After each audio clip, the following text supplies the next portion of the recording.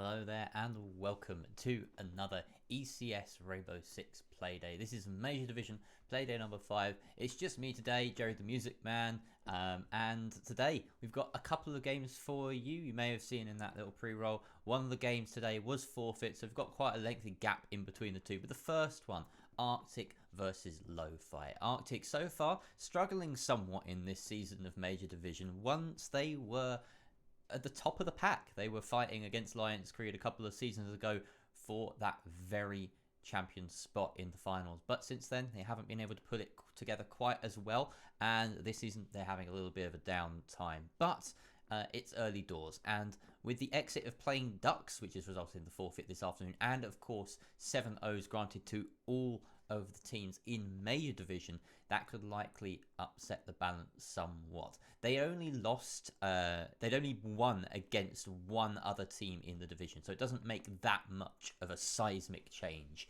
at this point, but it still means that the league's a bit safer. For instance, there's only one automatic, there is one automatic promotion spot now from contenders, and it's only that singular bottom spot, which is now 9th, that teams need now to avoid. But RCTIC, they'll be eyeing up the playoff spot regardless, because, well, they've had a long history of making it to those. So, on the other side of the coin, Lo-Fi, interestingly, a team that and a roster headed by Vapor. You'll recognize a lot of the names on this list.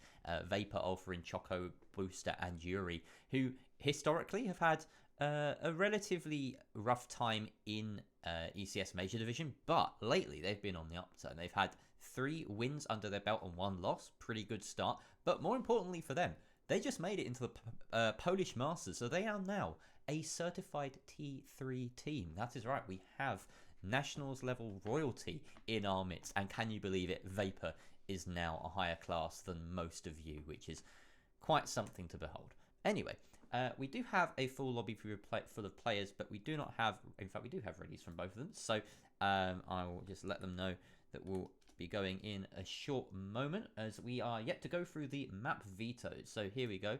Let's have a quick look at those.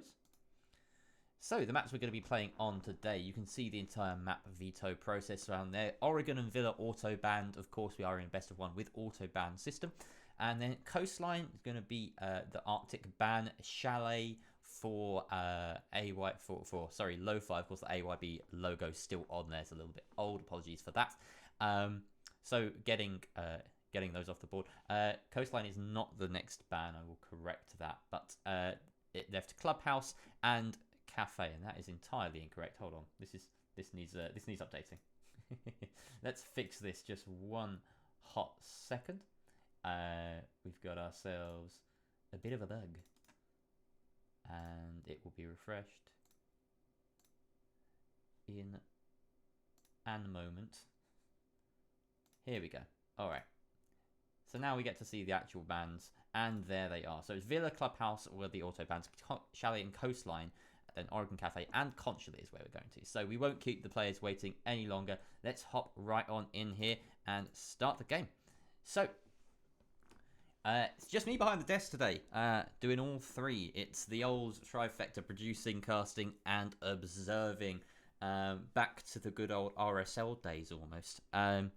You may be aware, if you've been paying any vague attention to ECS lately, a lot of our observers are very busy. It's just the way things go. They get a lot of practice here, and then suddenly, boom, they've carted off to bigger and better places with really nice gigs. And that's exactly what this league is for. It's for, training up people, not just on the player end of the spectrum, but also backstage. So it's really good to see them sort of stepping up. And it does mean that putting together streams a little bit more difficult lately, but we're doing our best to keep them going. And yeah, one big part of that is simplifying the stream package. Just a little bit of an insight into what's going on right now.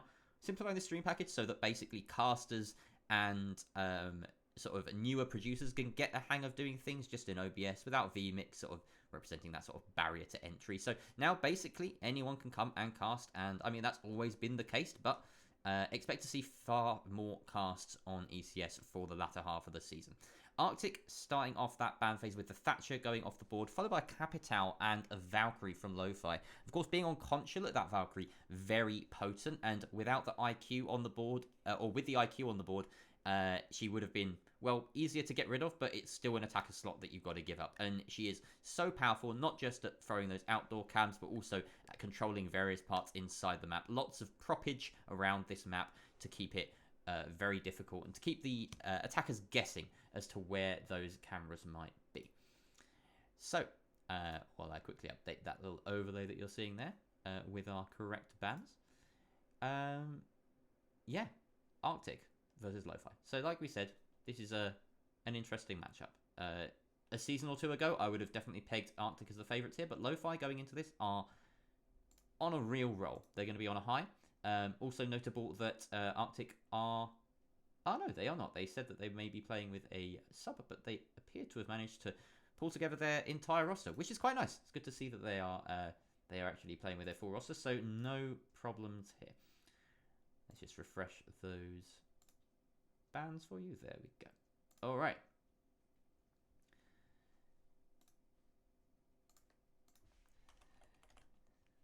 So into the game we go. We got ourselves the Rooney being brought out on this bottom floor site. Garage first to be defended here by RCTIC.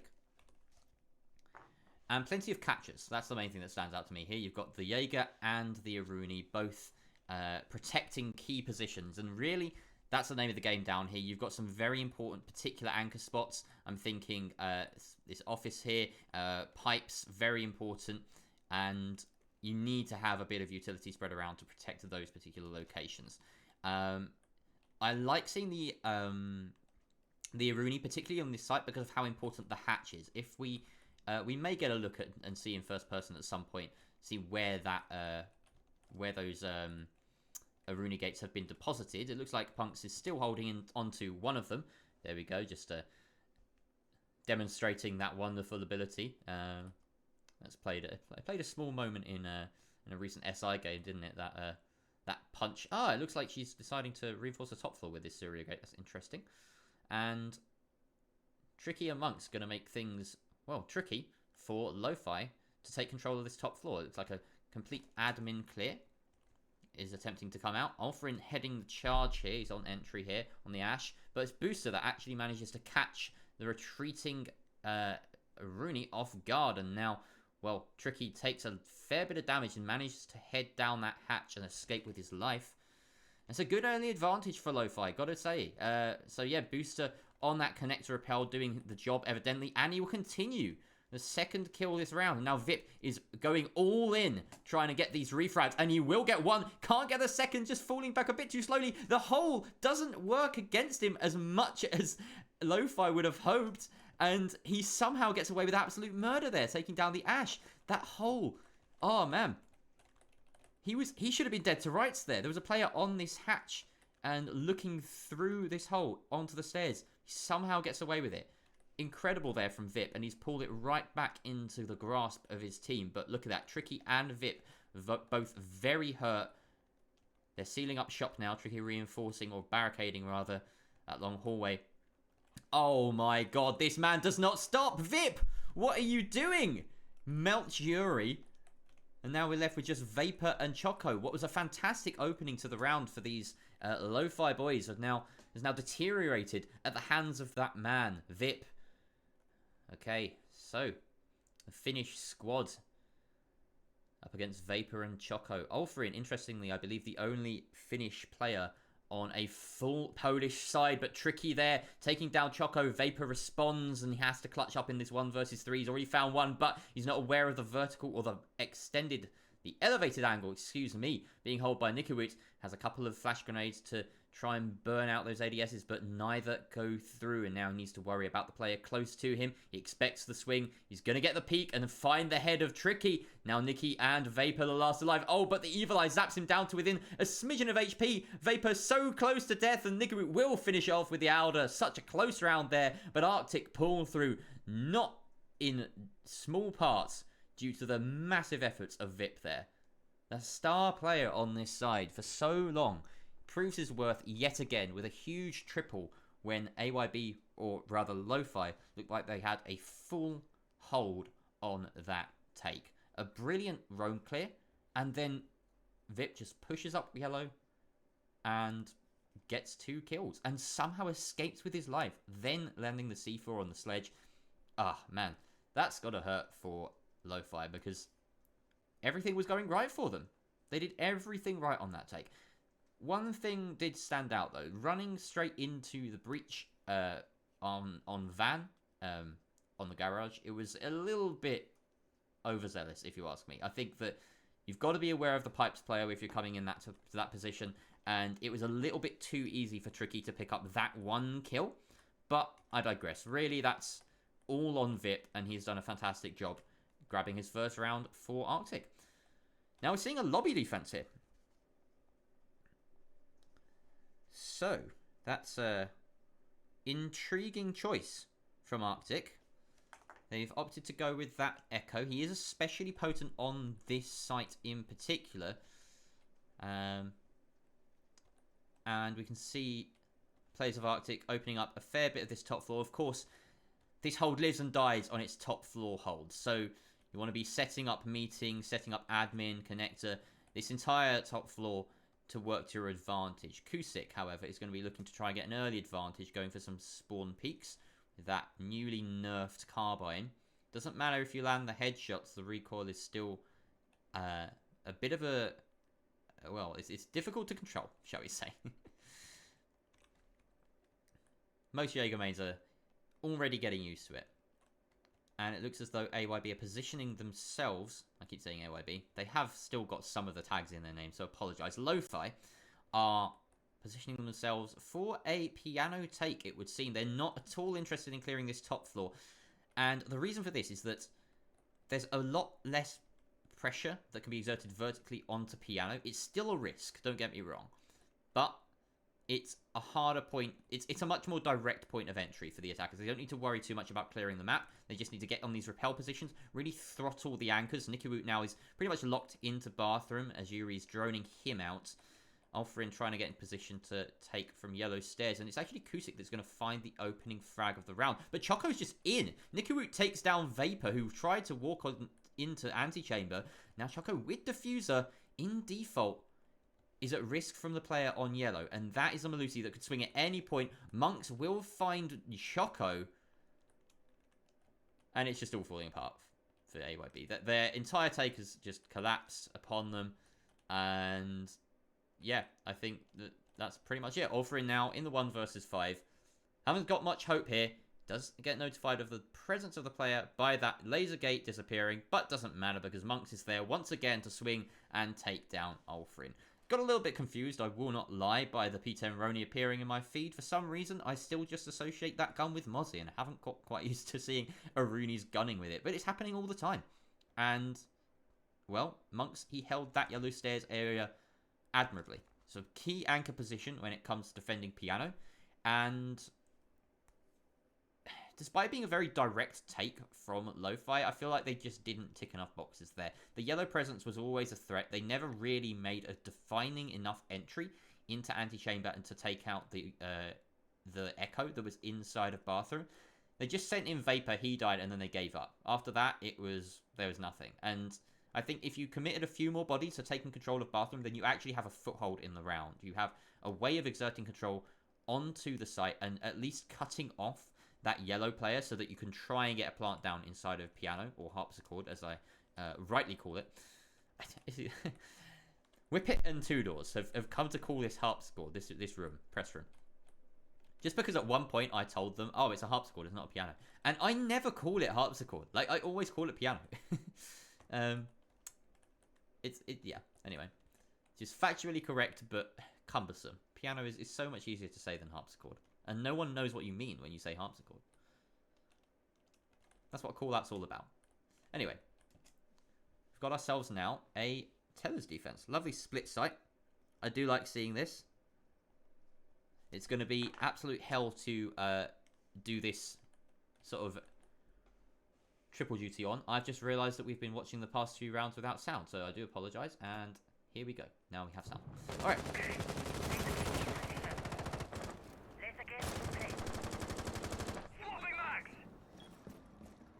It's a difficult site to defend. It's a difficult site to attack. It's one of the most sort of convoluted sites in the game. But it starts up as it almost looks Tricky and Kusik both holding up here. Expecting this admin push, and that is indeed what's coming through from Yuri. We're watching the sledge here. Take control and trying to pinch on out. Ulfrin on the far side is on repel. Looks like everyone is. That's Booster. Meeting. No one's on Nectar repel, but they're just sort of choking out the angles. Tricky's managed to fall back to Spiral, which is great for him. Really, Arctic, they don't need to keep it. It looks like Kusik has other ideas. He wants to try and grab some frag, and he will pay for it with his life. Ulfrin taking him down. And now, in the man disadvantage going forward, Tricky does have the Echo Drone to assist him. That will grab him a free kill onto Vapor. The Nomad down, perhaps before she can even exert her influence, but Ulfrin is there to pick up the refrag, and Tricky, by my estimations, lingering a bit too much there. That was just a bit too greedy. He probably had the opportunity to fall down Spiral and get away with his life and continue with that man advantage. But instead now, Lo-Fi, they have the edge. Vip, playing inside a bathroom. He's very disconnected from the main sort of unit of the defense. Don't be fooled by the proximity of these two players. That massive hard wall represents a huge barrier across this map. You have to go through Spiral right now. No chance for it to really get back to site unless he falls down. But, of course, being the Echo, he can use his Yokai drones to try and control from afar. Booster now choking off the other side. In fact, no, he's not. But yes, they are interested. Oh, that must have been a yellow ping right there.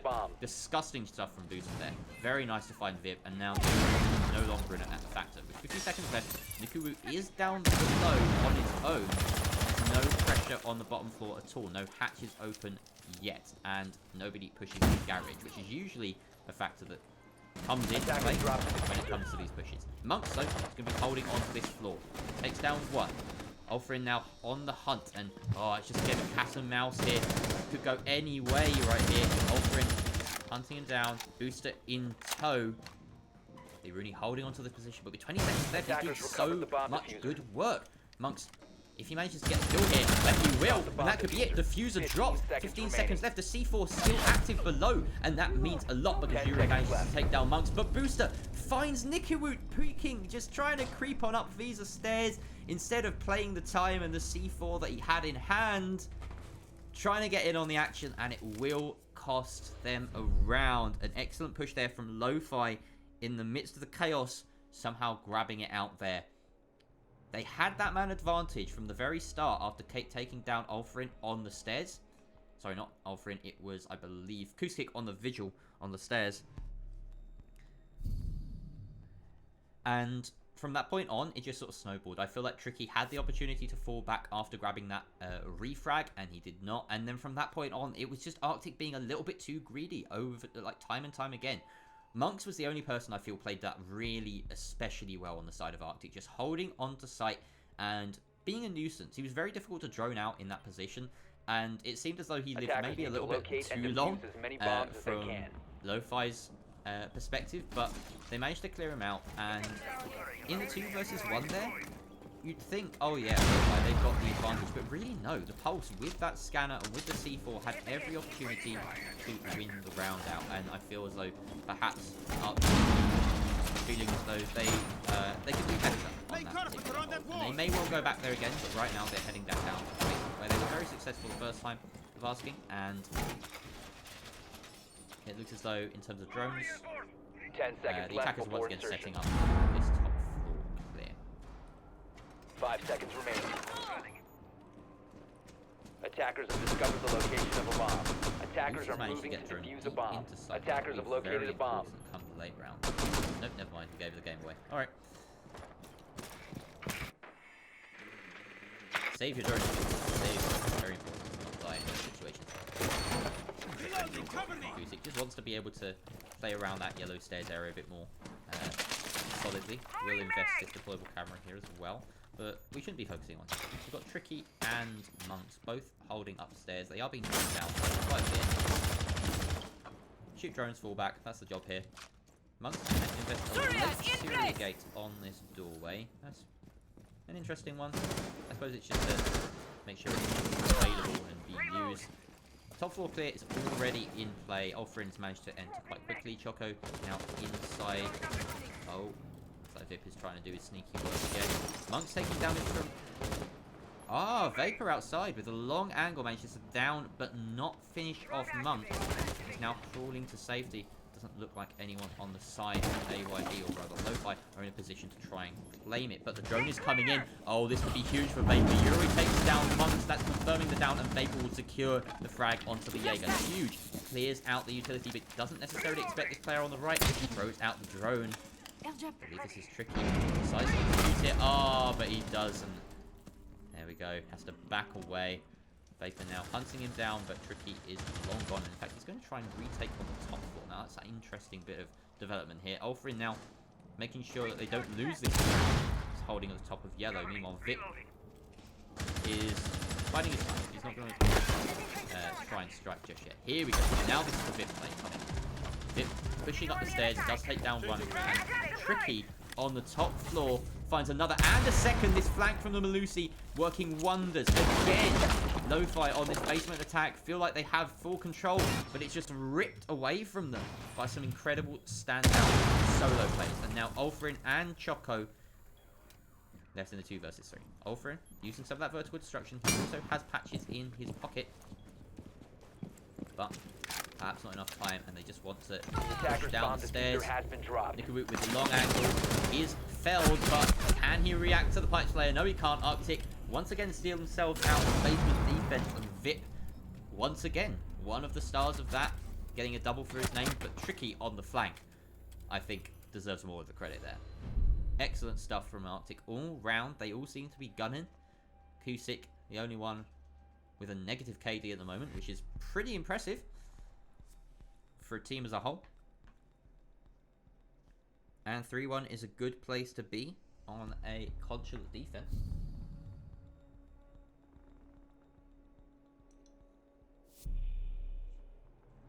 They're going to be going to lobby yet again.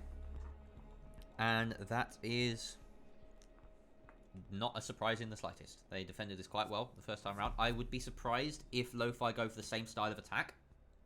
Attackers need to locate or at least if they don't adapt to what troubled them last time. So, quick reminder of how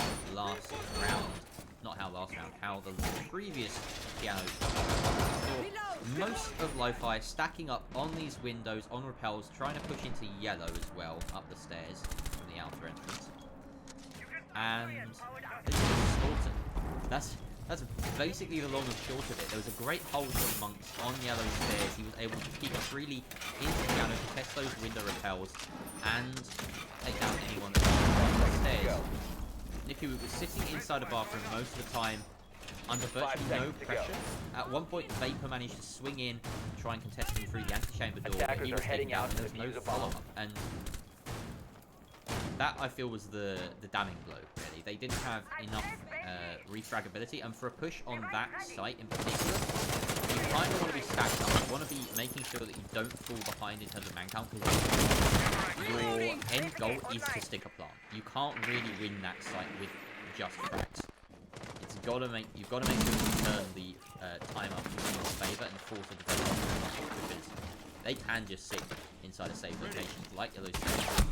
Oh wow, nice one from Vapor there. He's always on that prowl early on to catch someone out. Booster, I believe, got one of the opening frags from this window more recently as well. Connector window once again, just proving absolutely lethal. Conjugate window, strike again, and Vapor loses the drone to the floor. So, this player, I believe it's the Rooney of Monks, sitting just around the corner, is going to be droned out successfully, but he does have the support of Kusik and Tricky. Look at those silhouettes playing around the top floor. In fact, this entire top floor is very stacked. It's going to explode into action in a few moments. The drone comes out onto Tricky. Well, we have the support of Kusik from yellow. Looks like Choco as well is engaging. Lots of 1v1s about to take place. Choco wins his, and Ulfrin wins his too. Now it's all up to Nicholas and Kusik to try and refrag on the top floor, and they will. Double kills a piece. Oh, look at all, so many crosses everywhere. Kusik finds another one onto Connector, and now Choco and Booster yet again. RCTIC just slapping back no matter the advantage. They always manage to turn it back into a 2 versus X for AYB, Lo-Fi rather.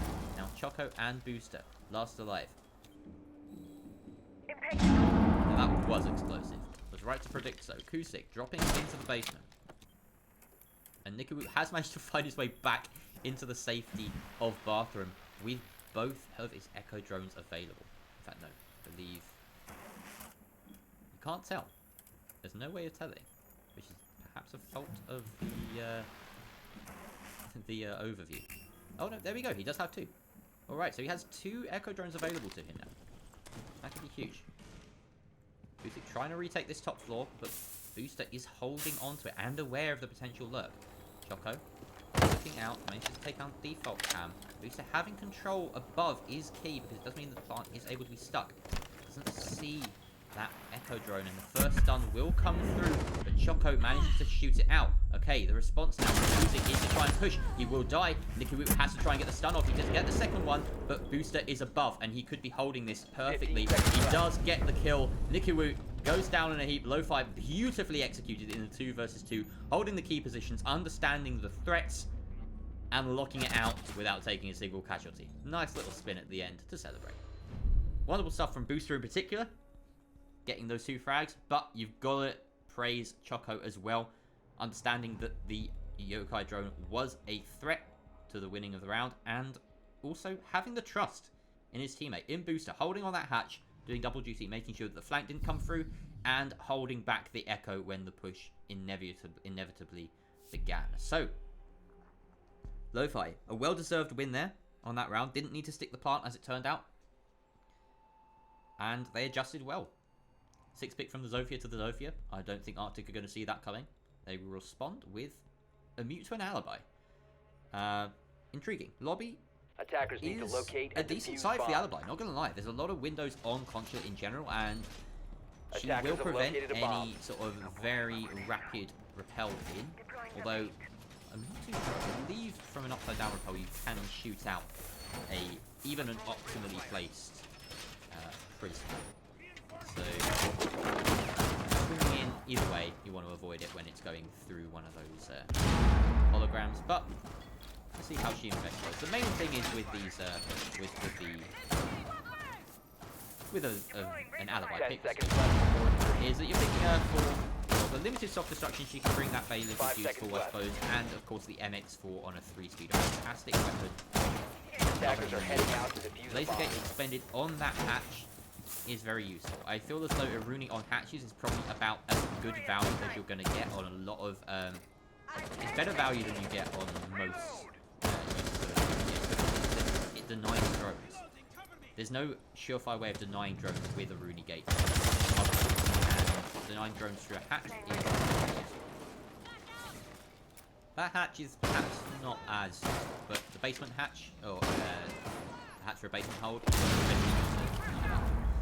looks like we've got a slightly different focus here. Much more Visa presence from the attack. Tricky is above, and he doesn't have any means of opening this hatch. Attackers have located a bomb. We've got Vapor basically holding the flank. He does know that there's a player in Banana. He's going to shoot out Sam Can. Try and get the read on anyone that's around here. Meanwhile, his team. Let's have a switch on over to here. Olfrin's managed to get drone deep into that piano site. Vip will find the first kill. Playing from above, managing to work those angles, does get a whiff of a leg as well, and we deal with the damage, but it's Nikiwu that's lighting up the kill feed, just tearing through the entirety of that attack, and Tricky finding Vapor. Oh my goodness, this is an absolute train wreck here. Tricky with a second on the peak. So, well, I guess the Jaeger flanked from down Visa stairs, takes out the flank holding 0, and gets the final kill, but Nikiwu with double kill on the Maestro. Didn't even get to see it. It was that quick. The Alder just melts people. And that's going to end the first half with RCTIC sitting on a 4-2 advantage. Very nicely done from them. The rounds that they did win looked incredibly solid in a couple of places. There was a flawless lobby defense and I believe a flawless... lobby defense. Yeah, 2 flawless lobby defenses. So that lobby site really working out for them. Lo-Fi only managing to win the one other time on that site. And then the garage pushes. Every single garage push that Lo-Fi made, they cleared the top Attackers floor need to locate very and well. defuse bombs. But they didn't hold control of it. They fell foul to a couple of late aggressive pushes. The first coming from Attackers have located a bomb. walking up yellow stairs and somehow grabbing 2 people and escaping with his life. And then the second coming from Tricky, who managed to flank up Visa stairs and just retake the top floor that Bomb way. located by attackers. There's a distinct problem there in Lo-Fi's attack, and I assume they will have identified it, because it doesn't take a genius to figure it out. I mean, I've managed to figure it out, right? These guys, they're gonna know what they're doing. 10 seconds. These are the Polish masters we're talking. 5 seconds to insertion. So, we've got a garage defense now to start off. Attackers are moving Lo-Fi's to defense. defuse the bomb. Same way that Arctic wanted to start theirs. A lot of these are angles, but Nikawu punishing an early peek, and Ulfrin finding a spawn kill in response. Down goes the Jaeger and the Zofia. That is a huge win for the defense. Simplified game state though for the attackers. Don't have as many bodies to worry about. When it comes to executing, sometimes that can be a bonus. You want to get that man count down as much as possible before the end. Playing the Maestro on height is interesting. Usually you see the Maestro around the office area, but he's got the shield to help him. Vapor trying to fish for kills through this breach being opened up by Bip and Monks. Don't believe he's softened it up already. No, he will get close to breach that. Either that or Tricky can use his utility to remove it. This low Vip's trying to... I'm not too sure the purpose of that. Ah, now they're going to shoot out the right-hand side. See, that's very smart. That saves a lot of utility. Also, this particular wall, still a bit of connection down the bottom there. They're going to try and shoot that out. There we go. Now full breach is had. Very nicely done there, in fact. A nice use of the Maverick explosives there. But it's a very direct approach. It can't be overdone. They need to make sure they clear out Piano, and that's exactly what Nikawu is getting onto now. Ulfrin looks like he's hankering for a run out. I feel as though he could just jump out at any moment at this point. Now, surely Nikawu looks that way. Yeah, aware. And Boost now trying to fish for it, but Nikawu on the rappel will find Boost. Perhaps he doesn't expect the second one. He does, and he will get the triple on the round for it. Nikawu doing God's work on that flank hold and effectively clearing the rope and Piano all in one. Fantastic stuff there. That could just have won him the round for Arc. Choco has something to say. Dropping the diffuse carrier is a bit. Tricky responds with a kill onto Vapor. That means no more toxic gas canisters with 47 seconds left. Choco in 1 versus 3. He has to worm his way around. Monks still on a default. Doesn't expect the player to the left, but now whiffing the shots allows him the chance to kill him. He gets diffuser down and the hold, and now Nikawu has to clutch up big. He's already solo cleared Piano, made it possible for his team to get into this position. Choco pulled it back. Now it's just a duel around the white van. Cat versus Mouse. Alder versus AK, and the Alder will win. Choco melting in the 1 versus 3. Lo-Fi continuing to perform to their best, and they manage to hold on to this matchup. They start their defensive half with a round win, closing that gap 4-3. Very nice from them, and that sets them in good stead for the next round. We're going to be meeting. We haven't actually seen this site at all yet. It's something that Arctic actively avoided on their defensive half. They were not keen to do so at all. Not keen to go up here at all. Much more keen to play it on the roam, fall back, and just use that top floor as a kind of playground. It's a very strong position. Lots of strong positions to hold. As long as you're supporting each other with crossfires, it can make it a very difficult task for the attackers to choke. Attackers need to locate and defuse as many bombs as they can.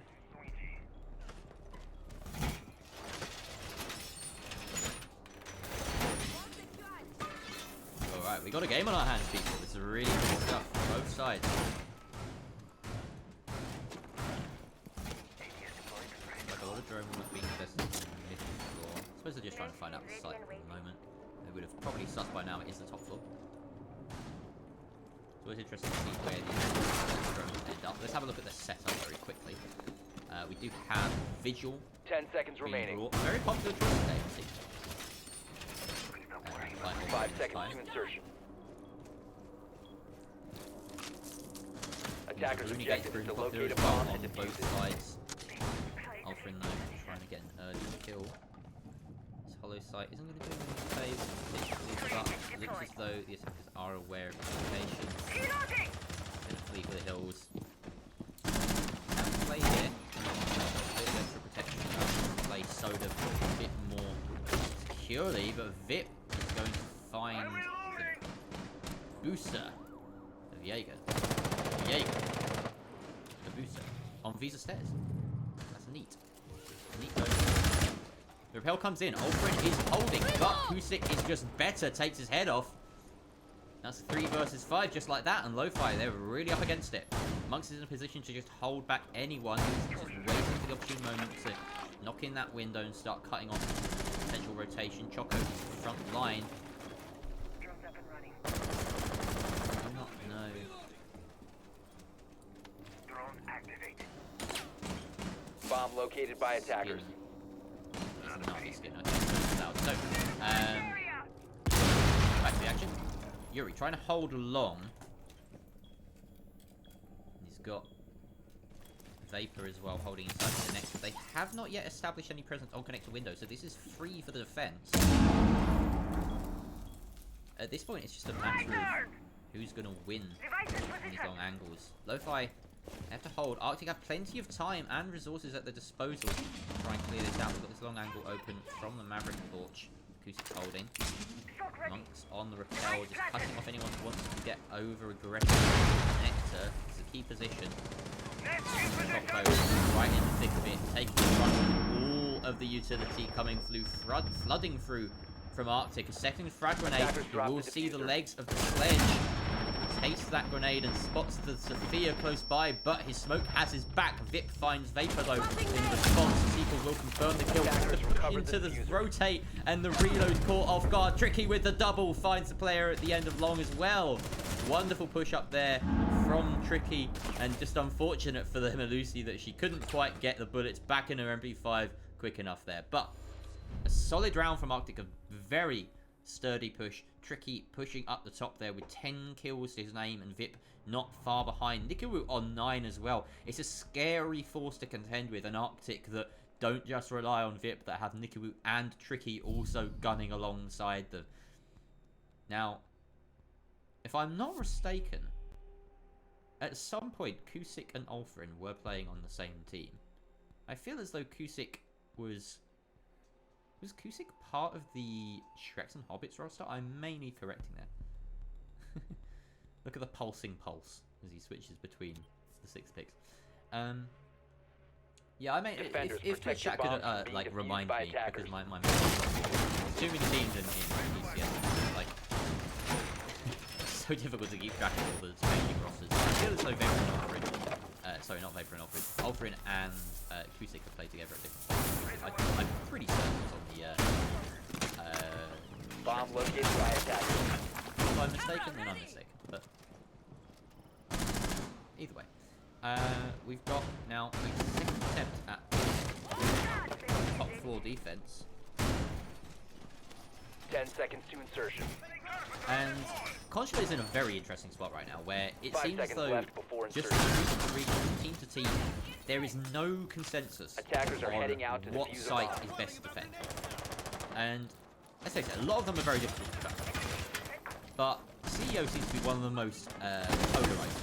I'm of the mind that it is an awful site to defend. I feel as though there are very few strengths to it, and any team that goes there is shooting themselves in the foot when you can have a well-organized basement defense of some description, or a well-organized lobby defense, a split defense.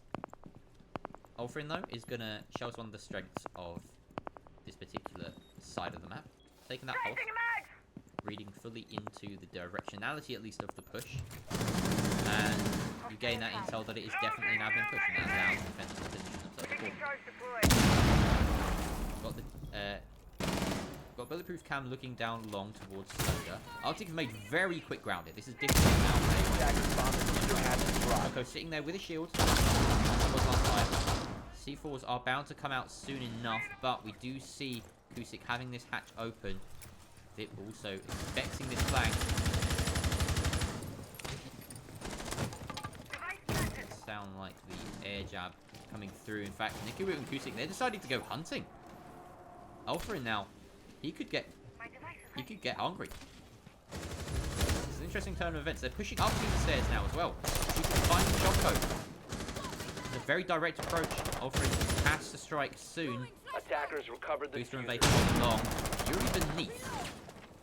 Doesn't have a C4 in hand. Has to get back up yellow because really he's just impactless in this position right now. Attackers have dropped the bomb diffuser. Everyone on Arctic stacked around Coffin, stacked around Projector when it counts. Yuri has managed to retreat up to yellow. Offering still just feeding that intel from downstairs. Doesn't necessarily know diffuser's top of Visa. He is being thrown down now. And oh, being up these stairs, that could be risky. Look, we can see Kusik. Not Kusik. Who's this? Nikiwu. Ready to strike. Expecting the potential flank. That's not a threat, whether he knows it or not. He certainly doesn't. Kusik can manage to get onto connector and tell. This is key. Oh, he's going to be swinging in. This is huge. He gets taken down by Vapor. Monks is pushing to default plant. Vip is retaking that position on the window, but Ulfrin on the flank manages to find it. That edge will slow him down, and that is crucial because it allows the plant to go down. Vip now on the repel, and Monks gets down in the post plant. Tricky holding from Printer, and he manages to take down Vapor. Ulfrin now at the top of Visa stairs. It's a key player, but Monks is down but not out. Vip has to try and get into position. He's below. He's going to play the diffuser from below. Yuri can try and retake from connector. He can definitely get the secure onto Monks, but Tricky wins that duel. Monks gets confirmed. Now Yuri trying to retake the site. You've got to be aware of the action side of Printer. Only 17 seconds left. His best bet really is to stick to the diffuser and hope for the best at this point. He can't fish for kills. They're just playing too safe at the moment. Vip below and Tricky. 7 seconds left. Now they know he's got to stick it. Surely that's it. Vip is below. He's cooking the frag grenade and he will get the kill. Explosive finish to the round. Arctic throw everything into that meeting push. And it pays dividends. The stick on the defuse works out in favor of the attack. And they managed to push themselves onto match point 6-3 after 2 failed CEO defenses from Lo-Fi.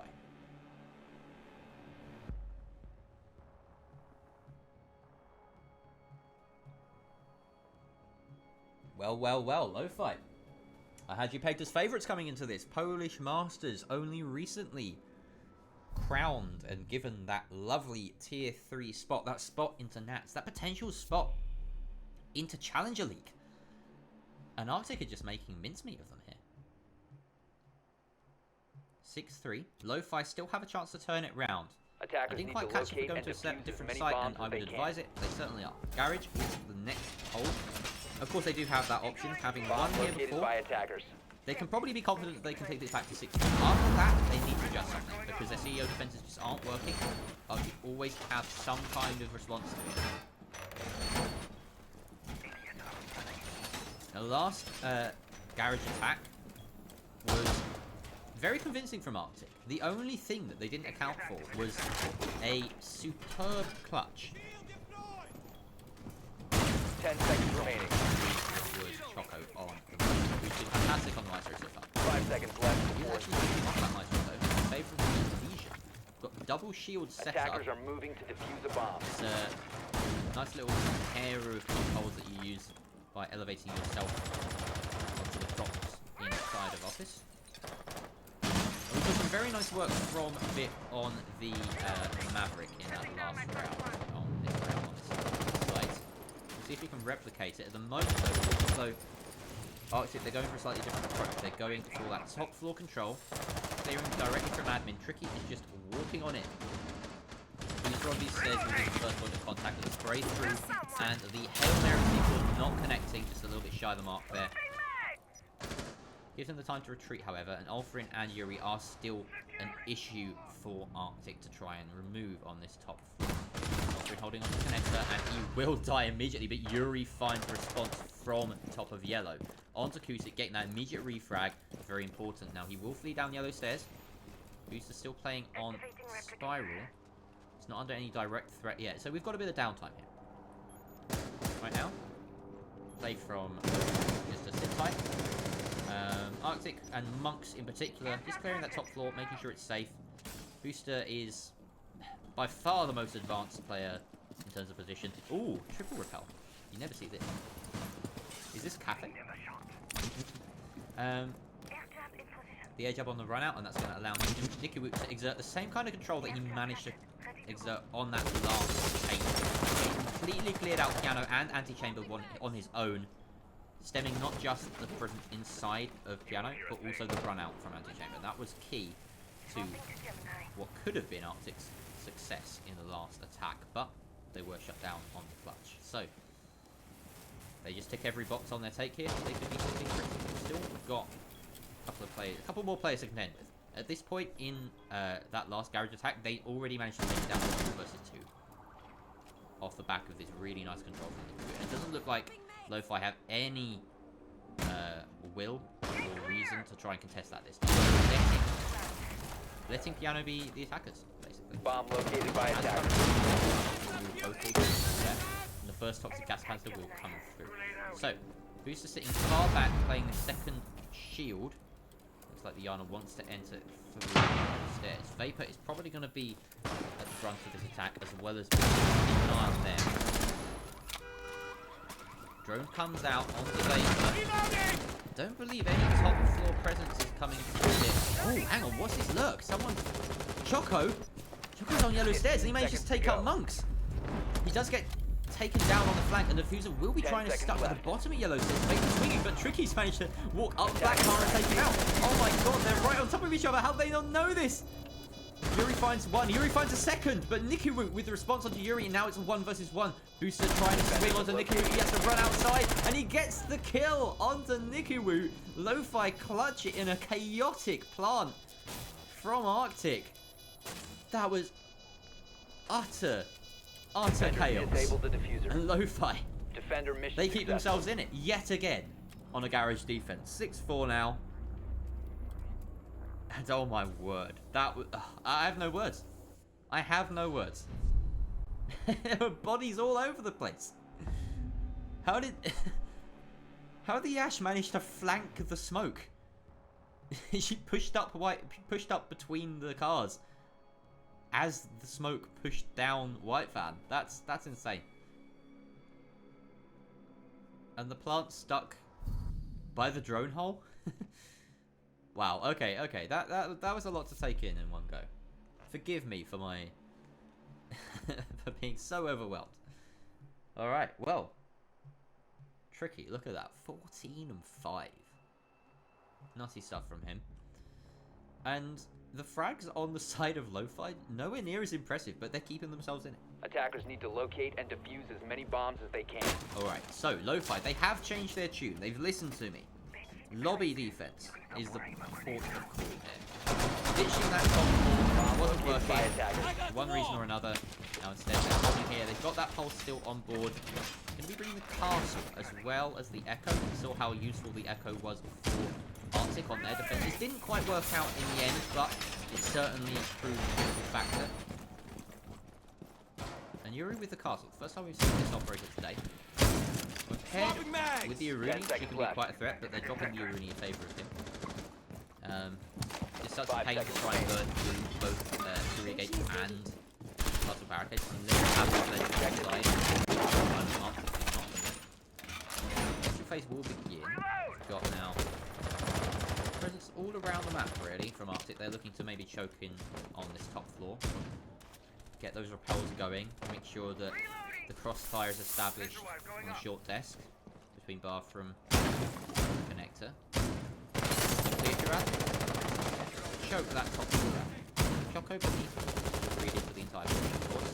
No need to spectate him for too long, he's just going to be seeing little circles float around. Cusick trying to kill through this angle from beneath the castle barricade. Of course it doesn't land right to the bottom, but Choco just swings him! Haha! Well, the Punk's getting angry and rewarded for it. Sensor. Takes out Cusick. Big pick early on. RCTIC defans. No more Zofia. Tricky trying to avenge his fallen comrades. Gonna open up this vertical angle. That will prevent Choco getting too aggressive up these stairs. Attackers have recovered their diffuser. But right now, he's more valuable for the initial. Top floor hold is still in play. Hold for him. He's going to fall back through slightly less than optimal rotate hold, but he's got UMP in tow. It's a great weapon for this kind of hold. The UMP-45 doesn't have that drastic age drop-off in terms of damage, and that 1.5 scope allows you to possibly land those headshots at range as well. Very nice operator in the opposed to most situations, the castle. So, with Ultra in tow. My money's on them getting at least a kill in this situation, as it looks as though the investment right now from RCTIC, by the looks of these Attackers have located a bomb. is not too heavy on the meeting side of things. It looks like they're content with having pushed the players on Lo-Fi back just a smidge. Okay, as long as the defenders can't get into long desk and into projector, then they can't exert control on the bomb. So, Booster. Oh, that's an interesting position there. Tricky coming down spiral will punish that aggressiveness from the Malusi, and now we're in a 4 versus 4. Vapor still has all of his yokai drones in play. He's repositioning a few of them. Oh, he's got that one. Is that one jumping up the hatch? Oh, that's cute. That is cute. Alright, Choco playing from beneath as well. We've seen this one before. We can send a C4 out. First set of stuns will probably come through. There's that one in the hatch. Once we'll find one, Choco gets the diffuser carrier down with that C4. He's caught out by the air jab, but Yuri on the top floor manages to retake the top floor. He can actually prevent the plant now. That's huge. Choco and Yuri above. Vapor pushing very close to Niku. Can't do anything. 1 versus 3. 0 versus 3 as the Ash falls. He tries to pinch downstairs, but Yuri is above. And the stranglehold on the top floor that we thought was there from RCTIC just melted away. In the blink of an eye, allowed Lo-Fi to retake it and prevent the plant. Really nice stuff from Lo-Fi. Understanding the importance of that part of the map, and it really just completely put a nail in the coffin of RCTIC's attempts there. Very nice plant denial coming in through as well from the Ekai? The Pulse and the Echo of AYB. Sorry, Lo-Fi. That will get me at least one more time.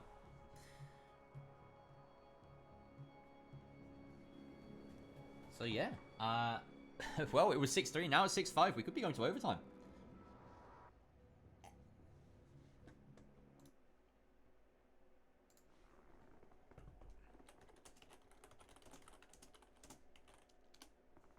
All right.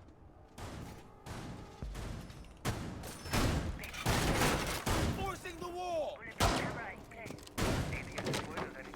CEO defense. We're back here again. They have to go here. Or split. They could have gone split. That was an option, but it doesn't seem as though they're comfortable there. So are Lo-Fi going to pay the price? They are just not as adept at defending. RCTIC, they managed to show us a slick defense on that bottom floor and succeeded with it 0 times. But their garage and lobby hold were sufficient to grab them 4 rounds over the course of their half. Lo-Fi, they got to be hoping that they can. Attackers are moving out to locate a bomb. Of course, it's a small sample size. It's only 2 rounds they've lost out, but that is effectively 100%. Booster fishing for early kills here.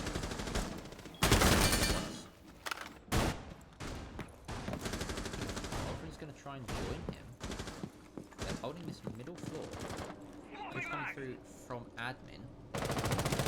Lance is already on that projector repel, as we're used to seeing him do so. Tricky upstairs, going to open up this hatch. Alfred doesn't look like he has. And that's just going to deter anyone that wants to climb up the stairs. So, gives the defender something to think about, something to avoid. Booster sitting inside of anti-chamber. He's going to have no effect at the moment. He decides to run crazy. Another breach comes down. Ulfrin is on the bottom floor. He's causing problems because this scanner is, I think, disrupting the drone work from Lo-Fi. They don't, or from RCTIC. They don't necessarily know. This bit right here is droning out this floor, and he's going to be getting static. They're not too sure where the vigil is. He's just wasting time with Ulfrin on this bottom floor. Yuri, Yuri is going for a run out from garage. Doesn't find it. But right now, Lo-Fi, in a weird way, are doing a great job of stalling for time. But right now, apart from that, RCTIC, they're perhaps realizing that the attack of the defense are very thin on the ground. Booster will find a C4 onto Tricky. Was that replaced? May well have been. Booster's nowhere near it. Monks finds Choco though inside of the site. Attackers have located a bomb. Booster is droned out. Ulfrin on that middle floor as well. Vip's going for the entry. This is huge. He has to grab something here. Doesn't know now. The drones have been taken out. Ulfrin is behind him, but gone up the stairs. Everything's in flux right now. Vip trying to secure this downstairs area. He doesn't want the vertical presence to be an issue when it comes to the plant attempts. Vapor's holding that long angle onto Visa door from bathroom. But he is taken down. Side door, rather. Nikiwu finding Vapor. And Yuri's going to be key. Can he grab any kills when it comes to the push? Or the diffuse carrier managed to walk his way in. Vip has decided to evacuate that bottom floor. He's carrying the diffuser. Has to jump on in and get the plant down. This is your fragger trying to stick the plant. Not ideal. Also trying to take down on the flank. Yuri does find one. Nikiwu another. But the diffuser is down. 18 seconds left. AYB or Lo-Fi. They need this defensive win to push it through to overtime. Booster's coming up spiral. Nikiwu on top of the down player, trying to stick the diffuser, but Booster finds the last one alive. 5 seconds left. Nikiwu gets the kill, and he's trying to frag out, but he can't do it. Yuri secures it from Connector, gets the credit on the down player too, and Lo-Fi, they keep themselves in it. They were 6-3 down, now it's 6-6. We're going to overtime.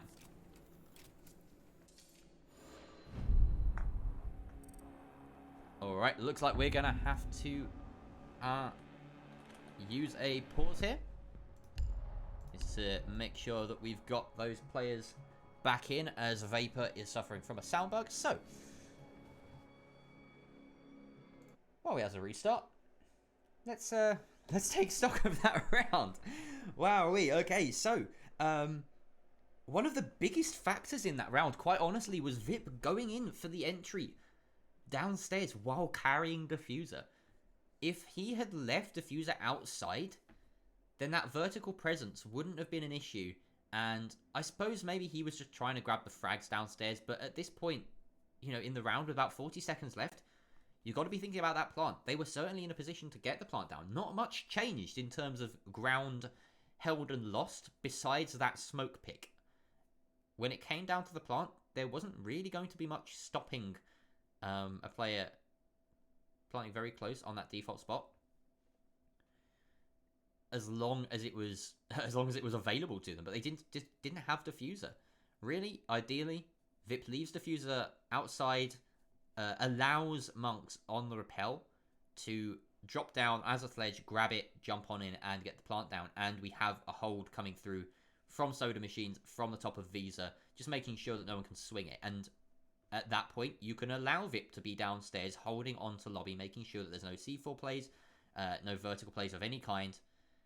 And then in the post plant, he can do what he likes. Maybe push up spiral, maybe push up, get back outside, provide some cover on the rappel.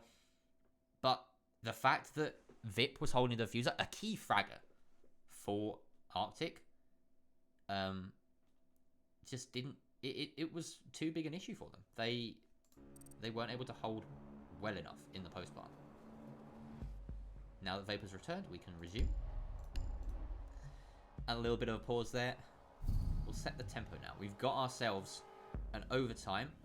RCTIC defending first. They had that choice to defend first. It's effectively their map pick consulate. They got that final ban through. Lo-Fi opting to attack, and then RCTIC get the choice of defense here. So, on what has so far been, attackers need to locate and defuse as many bombs as they can. Well, it's been a defender-sided consulate so far. 4-2 split each way. They have arguably the upper hand. Okay, so opting for this basic defense, then bringing the kite. Now, this is an interesting development. We did see the kite at all during that set of defenses. Nor did we see Mozzie of Monks, and Monks is going to be right now reinforcing a hatch, but we'll see those tests. 10 seconds remaining. Pocket. My likely guess is that he'll be roaming top floor, denying the drone work on the top floor. 5 seconds to go. My personal preference, if you're going to play like this, is to go for the mute attackers instead. must locate and defuse the bomb. Oh wow, very aggressively placed tests here, trying to capture a drone early on, and that's honestly a decent use of them. Right underneath the windows, very likely to catch something, as we can see potentially here. There we go, one drone gone in and caught there by Vapor, or by Monks, and he will claim it. That is a huge little claim there. Yuri actually droning out the drone, is able to ping it. And we've got a battle of drones going on, people, here. It's,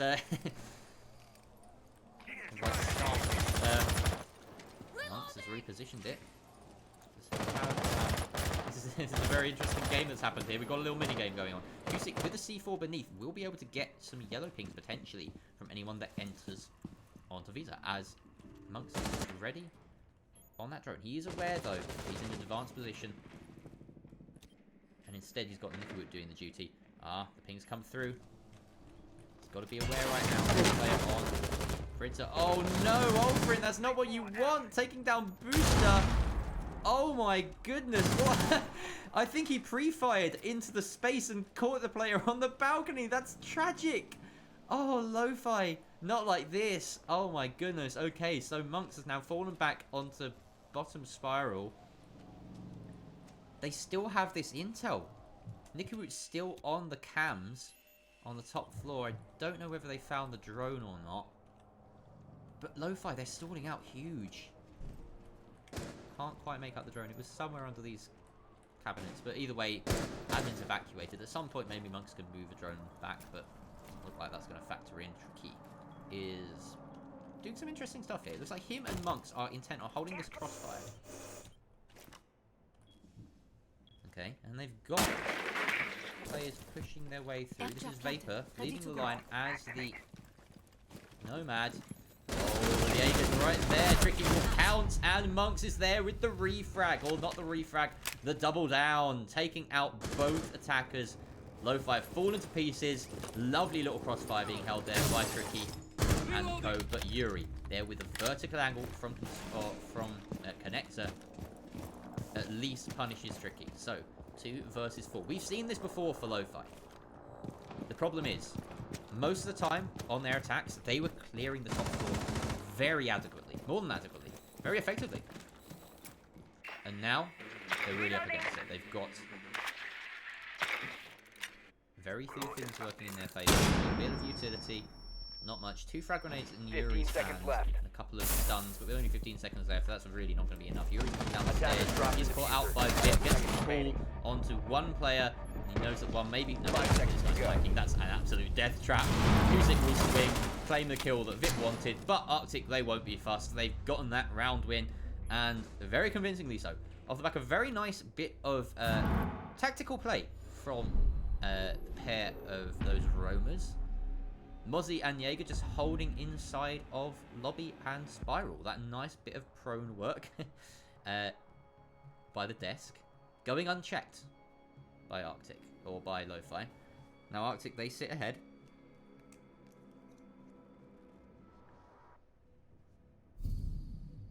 And that's what I like to see. That sort of mid-round adaptation, that mid-round play coming through from RCTIC, deciding, hey, this is going to be a key choke point in their clear. They're pushing from Visa side. They're pushing down spiral. They're not going to go for yellow because we have cams up around those positions. We know that they're not pushing down yellow. They could see Nikiwood was constantly feeding information. Being defused by attackers. The attackers managed to clear this default cam on the top floor, which was a bit of an oversight. And it just telegraphed. Attackers have located a bomb. It allowed these 2 players to hold that crossfire. It's weird, you don't really think about that as a choke point, but I guess in that counts. And you see the strength perhaps of making sure that you open lobby door on pretty much every attacking take, because you cannot allow this area to still be controlled by the at any point during the round.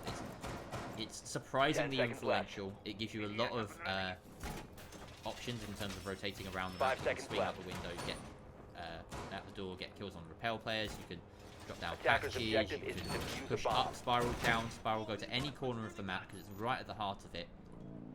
You can exert vertical influence if it's a top floor hold. And yeah, just open that door. No matter what you're attacking, open that door on the attack. It's so useful. Ulfrin, going to be bringing the alibi. Once again,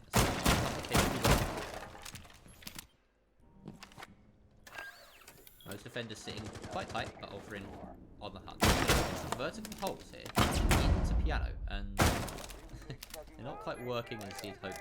Perhaps this might be a client side fun. He is quite close to those holes. Spread of the shotgun pellets, perhaps not optimal, but look at that. He's also opened some holes down to the bottom floor. So very difficult to get those headshots as people come flooding in through the garage, but still still a threat. Looks like the Thermite has made light work of this room. It doesn't want to be bothering with that Maverick blowtorch any longer. He's got those smokes in hand as well, but for a quick execute, and Arctic want to have this done and dusted quite quickly. Their drone work indicate to me that they are getting ready for a push, really. They're not too concerned with the piano presence. Maybe aware that this top floor presence is potential factor. Ulfrin actually being taken down by Nikiwu. Ever studious on this Nomad, always finding this alibi, it would seem, on the basement attacks. And that's a key threat for him now.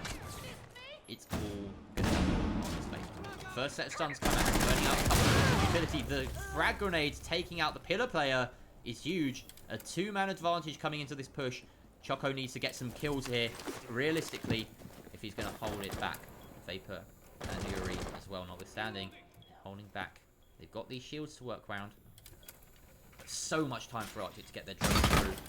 One will come through. Oh, the prone peek from Vip. So sneaky. He's going to try and get the second. He won't find Vapor. Yuri tags on. Nikiru, though, shuts down the Pipes player. It's all on Vapor. His position, though, he's being swamped with bullets left, right, and center. The player from Cafeteria a threat now. Tricky planting in the other side. Vapor has no clue what's going on. He gets caught in a hail of bullets, and Arctic, they seal it out 8-6 in overtime. Tricky stealing that top fragging crown away from Nikiwu at the death. But a huge performance from both those players. Vip as well. Monks and Kusik grabbing a lot of kills themselves. A huge game from Arctic. Just what they needed in this mid-season to keep themselves in the running and put a bit of a dent in an otherwise high-flying lo-fi team. And that is it. That is going to be it for that matchup.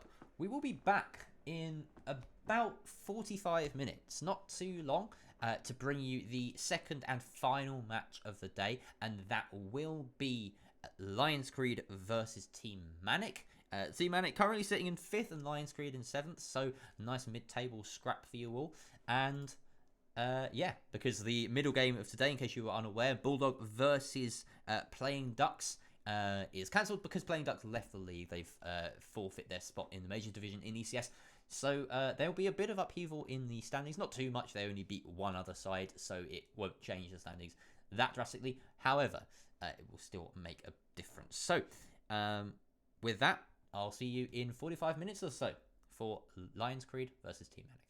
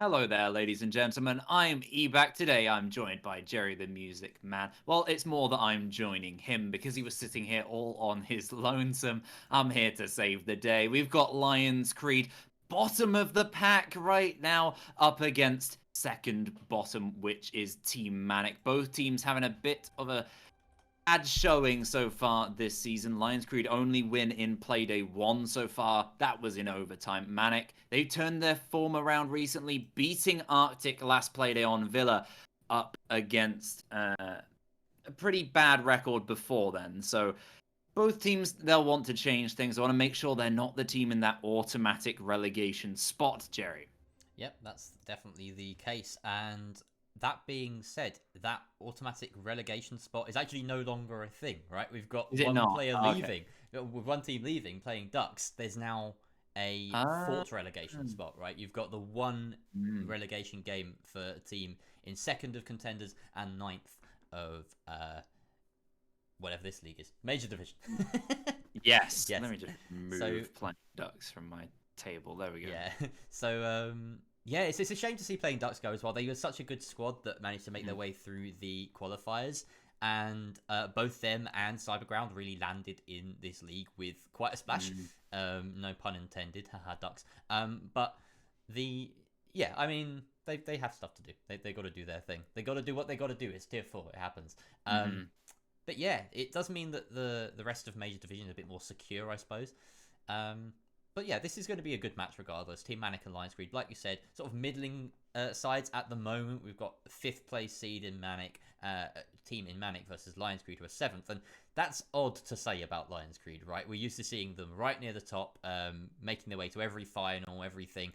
They are the current champions, as is kind of just the way of things with LionsCreed. But they're in a kind of uncertain time at the moment with Steno being this incredible young talent that will get picked up by a big team at some point soon. You know that the time is sort of ticking for LionsCreed to make a final big impact on this scene.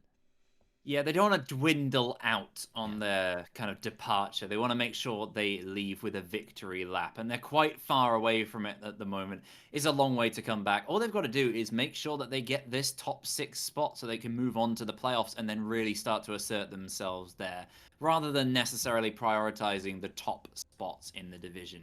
Because I think they're already gone. I mean, they're already 9 points behind the top 2, that being Lo-Fi and Cyberground. Lo-Fi are just moving themselves onto 11 points alongside Cyberground, thanks to that overtime loss, giving them 1 point.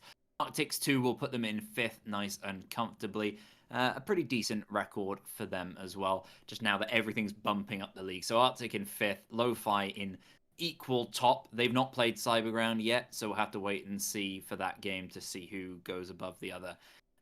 But pretty decent from both. And Cyberground have to play tomorrow as well, so that's going to be interesting. And where are we? Where are we finding ourselves today, Jerry, for this game? Well, as you can see on your screen, we've managed to go through this ban phase, and Clubhouse has come out on top. Yeah, magic. I didn't have it up. That's absolutely fine. Yeah, so Villa and Oregon auto-banned, because that's the most recently played maps, and then Coastline and Consulate, Chalet and Cafe being those banned. So Clubhouse, yeah, like we say a lot of the time, fairly even playing ground, but I feel as though if LionsCreed want to show up, they can decimate this Manic side. That is my instinct here. Ooh. And I mean, I might be being rude to Instinct himself, who's proven himself in this league time and time again as a massive clutch player and a key IGL and support.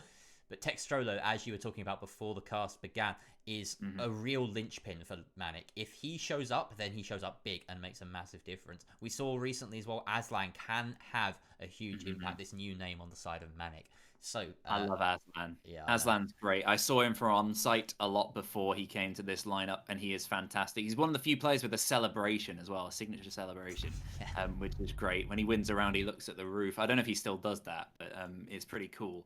Stats are not that favorable towards Manic. You know, if you're looking around these I've just been totaling up all sorts, and you talk about Instinct struggling. He is the lowest kills per map in the league for all players who have played all 4 games. So there are some players who've been doing pretty poorly. Sparkins comes to mind. He's not played every game either. So we found Clubhouse with that. I just crossed the SA where I saw no ban Clubhouse, and then the craziest game ever ensued. I don't think we'll see that. We're starting off with a much more predictable Maverick. We certainly are. And Maverick is an interesting one on Clubhouse because it really does make a massive difference to the way the map's played. Without him, suddenly all of the breach now is much more impactful. That being said, Thatcher being let through kind of undoes that. Blackbeard, in fact, the ban coming through from Manic, and with Thatcher in play, this is probably going to be a swifter sort of attacking pace that we're likely to see, especially once LionsCreed get going. I can imagine the blistering speed with which they will probably take a lot of sites with a Thatcher in their arsenal. Speaking of which, they're going to be removing Clash as well. So some interesting bans coming through from Manic, both shield operators. You know what that is? You know what that is, Jerry? That is a steno ban and a heavy ban. You know all about the Clash stats, so hit us with them. Have they been picking them quite a lot? Heavy's been playing a lot of Clash, not necessarily in ECS so far this season. He's played a bit, but not as much as I've seen necessarily elsewhere. That Blackbeard as well is a very direct, Steno is an absolute nightmare on any operator, you can see, but Blackbeard, you just don't want it. Even with the recent nerf, why risk it? Just get rid of them. Direct counters to LionsCreed's potential style in general. And the lineup today, it's a bit mixed from both teams. Yet again, they've been two of the teams who've had the most subs this season so far. I can recall at least, I think both teams have played at least 8 different players so far this season. And it's not really contributed to results. Teams who have stuck to a slightly smaller roster, they're having 1 or 2 subs who they might opt to occasionally, has been good. But the turbulence within these teams has really seen them punished in terms of locate points. and defuse bombs. So, with these many new names appearing on our screen, I don't think I've ever seen Robertusin, for instance, on the side of... Are you serious? He's been here since EEG. What? Yeah. Robbie I swear. Yeah. It's Robbie, but I always call him Robit. I've been calling him that for young. How have I missed out on Robbie I don't know. Like, He's been a sub for them for ages. Wow. Okay. That's I don't know. Must have flown under my radar or something because I feel like I know LC quite well. But yeah, I mean, okay, I was. just not Yeah, giving he's him a enough love. great player, and you know what? In recent games, he's been popping off quite a bit. I'm not sure he's featured that much in ECS as of late, but within LionsCreed's usual gang across different leagues, he has been featuring a lot recently and absolutely having a ball. Look at this mirror setup as well. Oh, wow. How weird is that from Steno? It's aggressive as hell, is what it is. They just, they want to take the fight to Manic, and I suppose this is one way of countering that sort of threat of the Thatcher. Oh, that's gonna sting for Steno. I mean, it's an early blow, but it's not the worst thing. And Panda's there to follow up with one of his own. Let's see how successful that is. No, he gets shot out in midair. The 4 guns of Team Manic trained directly in that direction. Manages to deny that setup, and a single X-Pyro pellet will be enough to completely disable the mirror setup. So that's essentially a free line of sight there for Team Manic as they now look to be contending onto this garage area. Panda holding rafters. A good start to the round for Team Manic on the attack. Yet to find that early pick that could give them even more of an advantage. Sounding a bit biased there. Definitely not. But here we go. They're breaching towards the... Whoa, my sound's gone super weird. Oh, apologies. That might My ears are exploding. There you go. Sound should have returned to normal service there. Steno is the first to go, and that's your team captain at least gone down, and one of your key fraggers. The mirror just got out inside of sight, perhaps playing a bit too aggressive with that side-by, if you ask me. Sparkin's also able to get the breach down between these walls, which really puts Panda in a tricky spot here. He's going to be relying quite heavily on Vern to frag out while he's just thrown in this position. That being said, Panda's just going to take the drop, take matters into his own hands, and then immediately get fragged out by the player on the breach, but Robbie is the one to strike onto the breach player as Sparkins falls. Now 3 versus 3 as Verns has managed to sneak his way down into Oil Pit and maybe trying to deny this position up on Catwalk. Looks like the instinct is very aware of it, but he peaks poorly and he gets booped out of existence. Meanwhile, booped outside. He's trying to play on the breach, and Extrolo trying to make his way up the rafters. Says he does manage to get up here.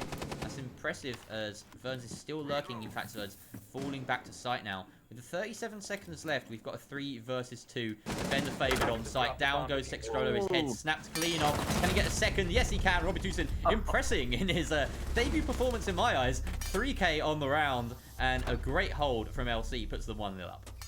A great start from LionsCreed. A bit of a weird setup in general, but when it came down to it, the mirrors were put away, and they just did the rest pretty standard. Good play, especially from Verns, being that menace underneath. We saw earlier Playdays him being a real threat, especially against Jaegers. I can recall that final round, if anyone remembers, any of the viewers from that game, where it was 1 versus 4 and he pulled it almost all the way back, gave us all a heart attack. That's the sort of thing this man is capable of, and it certainly helped out his team there.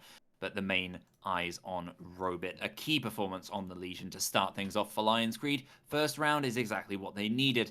You expect them, they are very historically strong on this site and this map in general.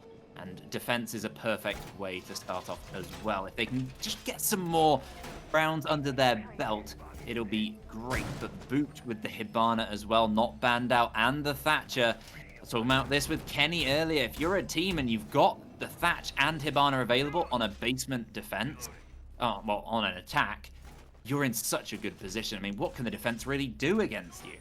They could do very little is the answer to that, and especially with the Kaid banned out, these hatches are going to go down instantly. So, instead of trying to defend them, they're going to open them up, and we've got ourselves an SSG roam strat here.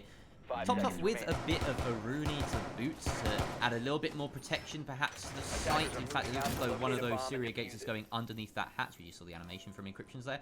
So a nice use of a Aruni gate, if you ask me, is to sort of really focus on that hatch usage, because it's the only way you can guarantee that it's going to deny drones. And I feel like that's probably the most value you can get out of a Aruni gate. Is He's making sure that it denies everything, Defender including drones, exposed. completely. Steno going for this early run out, and he's almost rewarded. Lands a lot of damage onto Sparkins, so close to landing that crucial headshot. But Sparkins at range, even with the UMP facing down against him, he's going to live to fight another day. Yeah, the rate of fire just coming to bite him a little bit there. But thankfully for Steno, he is still alive and still persists on that top floor, roaming around. 3 players, not even on the site floor. They're just going to persist up here, waste as much time as possible. It does mean, as you see every time here, when you've got this kind of extension across the map for defensive side, they're weak in the center. If a team does identify that and rush in, they could be in a strong position to defend against that retake. And it looks like Manic is somewhat poised to do that, as the only person really putting much pressure on, other than walking inside a kitchen being taken out, is the Ash of Text Rolo, who is all alone just droning out billiards. And Aslan is about to walk into a horrible situation if he's not prepared. No, there's 2 players around here. Finds the first, but the second is not close enough to get the refrag. That's Verns, I believe, backing away into Garage. And he does have the option to retreat down Oil Pit, but maybe he'd be better spent trying to get this refrag. Looks as though he's going for the more passive approach, so we'll leave him be. As Aslan's done here, you see that hatch is soft, so he can open it up at any time. The other hatch as well in kitchen, now open. Hibana, having done her job before dying, it's pretty important, but it looks as though this is a fairly split push right now. Aslan's trying to contend with the 2 players now inside a Garage, as Steno and Verns will drop completely. Aslan beginning his solo push through blue. The rest of Manic, very focused on this kitchen and main side, was Sparkins inside of Dirt Tunnel as well. So basically 4 pieces in 4 different places for Team Manic.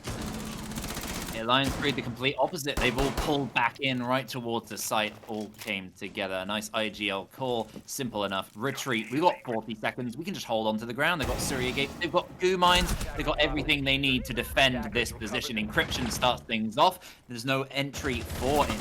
He is taken right down. Sparkins is trying to push through the tunnel, but he's trapped in there. Text Rolo's down, and a lot more pressure now on this final man. Sparkins, he takes the first. A goo in his foot, though he has no time to take it out as he's surrounded by players. I'm not sure he's aware of the gun rack player. He steps in another goo. Burns playing with the most patience I think I've ever seen from the man. He's just standing there waiting, and finally, when Sparkins has used up all his magazine, Verns just pulls out the MP5, takes a simple kill, and the second round for LionsCreed.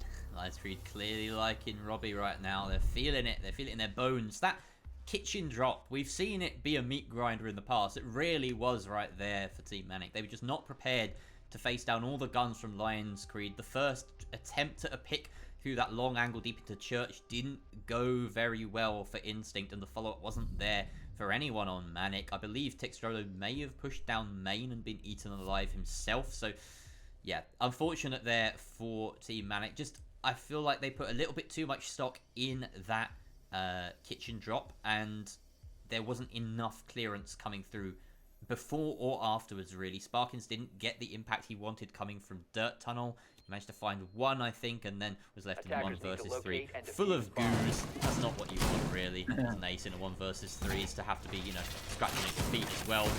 And, yeah, that's just meant that LionsCreed, they secured their second site, and now they can move on to Jim. With the mirror in tow, this is quite handy. It's a decent site when you've got a mirror.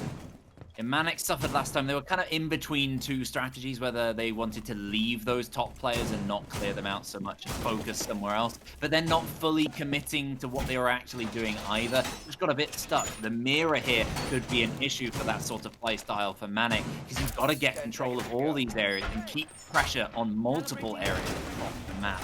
It could be a real issue if Panda is allowed to persist in these positions. Not just him, though. The mirror can be used by anybody, and they're going to open wide this hole, just giant hole in the middle of the wall. It's not traversable at the moment unless a soft breacher comes along. But it does mean it's going to be that much tougher moving towards this mirror setup that Panda has. Nice and comfortable. And with that C4 in hand as well, all he needs to do, a split second, peek his head round and chuck that thing towards the person trying to make an ingress. This is so typical of LionsCreed, right? They fight for every inch, and they make it incredibly difficult for any team. They just present them with weird conundrums like this. I don't know what shape that is. Do you recognize that shape? I have no idea what shape that is, Eback. It looks like, I don't know, is it a gun bear? Yeah, no, it's a gun bear, yeah, of course. Anyway, so, yeah, they just pose problems to the attack. See you later, Verns. You're just going to be trapped in there. He's fully reinforced and castled in. There is an open angle, but Robit has been taken down before that ingress can happen. Aslan's taken him down, but he's lost a lot of health in response. Vern's just abandoned inside this position. It's a matter of how many kills, how many people he can take with him, and how much time he can waste. Well, not very much, and he's dead, so none with him. As Steno tries to swing in and take some action himself, but he just takes a load of damage instead and falls down the construction hatch, only to retreat back to site. So that's very quick ground gained here by Team Manic, completely ignoring that setup on the Jacuzzi side and just taking cash with about half the round left. Now their next sort of obstacle, shall we say, is Panda on this mirror in Logi, and this can be a tricky one, but they do have the tools necessary to remove it. They get booped on that highway window. It's an easy job to disable this mirror with a set of X-Kairos, but he's going to push it more directly instead through cash, waste no time about it, get this mirror removed. Going to choose to open it and go for the spray immediately. That's a ballsy play there from Panda, but he falls to Aslan, who's on a triple kill, but he's sent to Narnia by Steno. Found the kill, retreating, coming back through construction.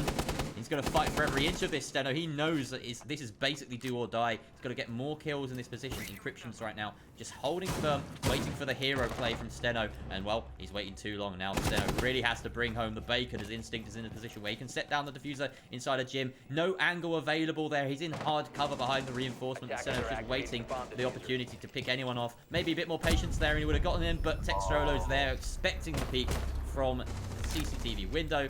And that is a round finally gathered under the belts of Manic. They can stop that bleeding. It's 2-1. Yeah, there's no time for patience for Steno. He's dealt with before he can really even do anything. So much efficiency from Manic. The sort of thing we didn't see on that basement attack. They really lacked the scope of their attack. This time around, they just took an area. You can afford on Jim to take a little bit less ground on the map. You don't necessarily need to clear out too much underneath. Just move across that top floor gradually, one by one, and pick off the kills when they approach, when they present themselves. And they certainly took any chance they got. Took a lot of kills, especially Aslan starting things off well with his 4 kills so far this game. CCTV will be reattempted by LionsCreed here as Team Manic look to bring things back even. They do, and they are once again employing the mirror, and why not? Interesting little fact, when they designed this map, they decided, you know what, a mirror on this wall would be far too strong for any defenders, so we're going to make it a double reinforcement that you can't fit a mirror on one and a soft wall on the other. I think that's very smart, because otherwise that would be a mainstay of this particular hold. You can bet your bottom, but instead, Steno's going to extend to... You know what I do there to counter that? I put a mirror in the middle of it when it's soft, and then stand on island and have a hole at the top that protects your body, and you can see over to the doorway. That's a good idea. Yeah, use the mirror itself as the hard cover. I like yeah. Yeah, that's cheeky. I might employ that. I might try that another day. But Steno, of course, being the mirror, having set up... Oh no, he's got a mirror in a pocket, so if he dies here with his peak, then that's a whole load of utility lost. Hi, Panda! Hey. Some of the wall is soft, is it? Ah, it is! He's inviting them to open up this wall. Aslan is being baited in by it. Please say there's a preset C4. Oh my word, if he'd have died there, dearie me, that would have been hilarious. But no, just a simple enough breaching charge and open. Your wish is my command for Aslan. Nobody said that in Narnia. I don't know any quotes. I can't join in with a joke. I think he says raw. It was his Turkish delight? I don't know. No, that's the queen. I don't know. I don't remember. I haven't read my... Like, I haven't read any. Oh. There are kills going on, Barry. There are. And they're all over here. Instinct is the last fool in that sort of trio of engagements. Wait, that was Instinct. Where did Steno come from? Oh my god, that angle! He had the angle from construction hatch and took down a player that was in main. That's there's the second mirror placement over towards stock from the stage. A very interesting late one to put down. Could definitely catch off some players coming through stock late. If they droned it earlier, they'll be in for a big surprise. Right now, Panda's in some trouble. He's stunned at the top and more concussions coming on in from the Zofia. Will Aslan follow it through with strong gunning play? His teammates fallen. That's not useful. Robit's down. Robit's Sorry, he's taking the kill. He's actually getting a second in the meantime. Sparkin's on very low health now as the final man stuck outside the breach. They know he's there as well. Simple enough for Panda to seal the kill. LionsCreed take another round. They look very convincing on those CCTV defenses. Another 1 or 2 on a different site, and they will be well on their way towards a very convincing defensive half. Yeah, solid stuff from them, and characterized by their sort of typical approach of aggress everywhere. Like, you don't expect the jump out from pool, and you certainly don't expect a refrag onto the jump out from pool to be punished by another person peeking out main. Like, that's just incredible from the LionsCreed. They know exactly where the pressure is coming from, and they think, you know what, they're going to have their guards down. If you're breaching on garage walls as an attacker, usually you're somewhat cautious, perhaps in a ranked game, of someone perhaps running out of strip or jumping out of these windows, but it's typically not going to happen. LionsCreed just don't care. They don't care about the sort of comp rules, shall we say. They do what works, and it works for them because they're very talented. They do what they want. Yeah. It's fine. I'm hoping we see a bit of Robit art today because he likes doing lots of artwork on the walls with his gun quite often. Well, so far Steno's been the one bringing the artwork, which we saw on the jacuzzi wall earlier. Yeah. It's good. It's nice. Yeah. He's got bullets. He can make sort of bullets, but he can't make giant sculptures, shall we say? 10 seconds. And he's bringing the sculpture himself here, Oryx. What a figure. 5 seconds remaining. Greek statue, Greek god, I guess, in physique. It's Oryx here, and he's going to be going for a rather aggressive peek, quite characteristically towards the spawn. Only one player there, it's Instinct, but elsewhere, where is he? He's gone. They have the opportunity to call for a rehost here, and it looks as though they're not using it, which is interesting. So, yeah, Manic opting, I suppose, voluntarily to play this 4 versus 5. I guess they just don't want to waste any time about this, but that's always puzzling to me. Anyway, we'll move on. 4 versus 5 now, and they're still trying to clear the top floor. With about 30 seconds gone, this is normal, but Steno is their only real enemy in this location. Panda below with C4, as well as encryptions, and Steno is actually going to fall back into logic. Take a couple of sprays into construction. He's not really being hunted. This is quite puzzling. I'm trying to track the drones here, and I don't see any. Where is the drone team Manic? I don't know. It's the same passive thing we saw last time. I mentioned Tex Rolo on the first round. Just was the only player droning around the west side of the map in general. He just took over by Billiards by himself. Droned it out, kind of just left it.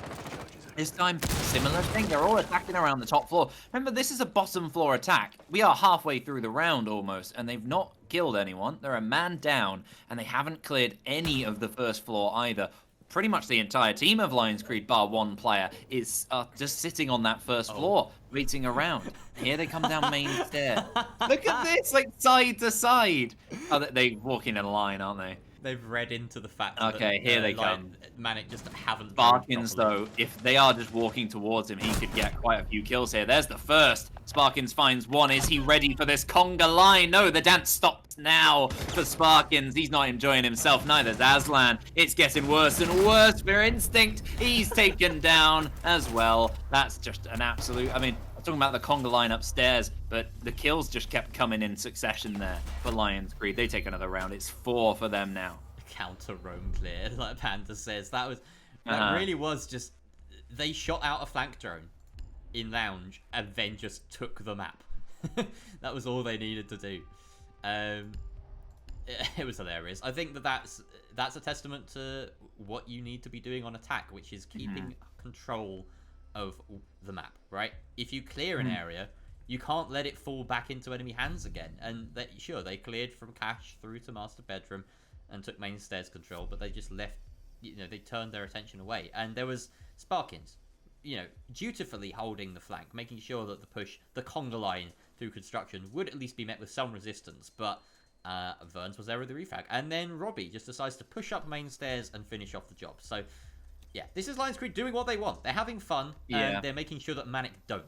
Attackers need to Yeah, they're being locate given and the defuse as ground. many They're being bombs as given they can. time and space to do whatever they please. They're like a Doctor Who companion, I suppose.